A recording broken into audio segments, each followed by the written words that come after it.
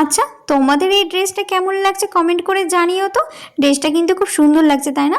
আমি তো তোমাদেরকে বলেছিলামই আমার বান্ধবীর মেয়ের অন্নপ্রাশন, আর আমার বান্ধবী নিজের হাতে কিন্তু ওর মেয়ের জন্য ড্রেসটা বানিয়েছে। যেহেতু ও হাতের কাজ জানে, তার জন্য সমস্ত কিছু বানাতেও পারে। সামনে থেকে ড্রেসটা এত সুন্দর লাগছিল, আমি যদি ভিডিও না করতাম তাহলে মিস করতাম।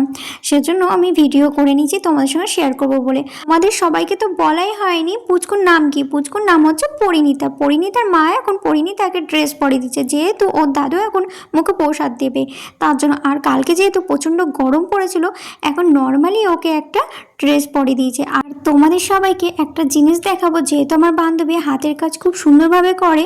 আর এই দেখো, এই হাতের কাজটাও কিন্তু ও নিজে হাতে করেছে। এই দেখো, লিখেও দিয়েছে পরিণীতা শুভ অন্নপ্রাশন। খুব সুন্দর লাগছে হাতের কাজটা, তাই না? তারপরে তো পরিণীতার দাদু চলে এসেছে মুখে প্রসাদ খাওয়ানোর জন্য। আর এখানে কিন্তু পরিণীতার দাদু বসেও পড়লো আসনে। তারপরে দেখো, পরিণীতার মা কিন্তু আশীর্বাদের থালা পুরো ভালো করে সুন্দরভাবে সাজিয়ে দিয়েছে। আর এদিকে কিন্তু প্রসাদটাও ভালোভাবে খুব সুন্দরভাবে গুছিয়ে দিয়েছে ফুল দিয়ে। দেখো কত সুন্দর লাগছে, তাই না?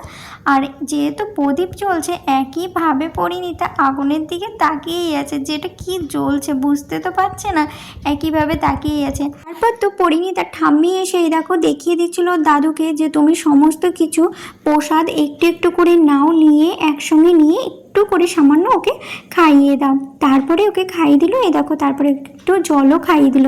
তো ওকে জল খাওয়ানো কমপ্লিট হয়ে গেল। আর আমার এই মিনি ব্লগটা তোমাদের কেমন লাগলো অবশ্যই তোমরা কমেন্ট করে জানিও। দেখাচ্ছে নেক্সট ব্লগে, বাই।